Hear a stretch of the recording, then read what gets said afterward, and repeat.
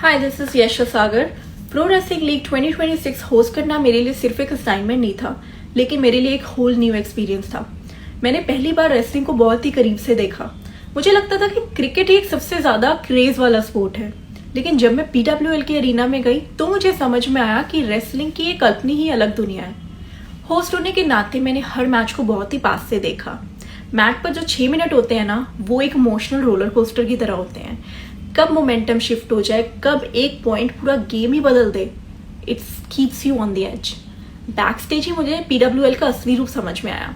निशा दहिया, अंतिम पंकज, सुजीत कलकल, अमन Sarawat, UA सोसाकी, Anastasia और बाकी के जितने भी रेसलर्स हैं, इनको मैंने सिर्फ एज अ कम्पिटिटर मैट पे लड़ते हुए ही नहीं देखा है, बल्कि इनको मैंने एक दूसरे की रिस्पेक्ट करते हुए भी देखा है।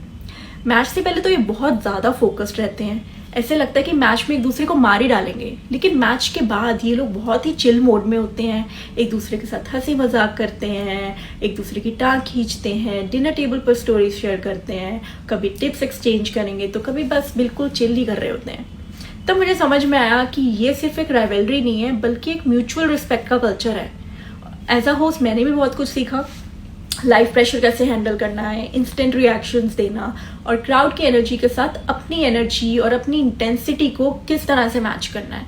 PWL ने मुझे एक और चीज़ सिखाई है कि स्ट्रेंथ सिर्फ मसल्स में ही नहीं होती है, बल्कि कैरेक्टर में होती है।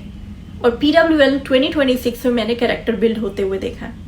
अरेंजमेंट और ओवरऑल हाइप की बात करें तो बिल्कुल नेक्स्ट लेवल था, और उसके लिए ऑर्गेनाइजर्स ओनो मीडिया को हैट्स ऑफ।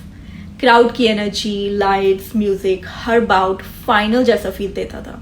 और आज जब भी मैं पूरे सीजन को याद करती हूँ तो मुझे सिर्फ बाउट्स और स्कोर्स नहीं याद आते हैं, बल्कि मुझे याद आता है वो स्पिरिट, वो कल्चर रेसलिंग का और वो पूरा एटमॉस्फेयर।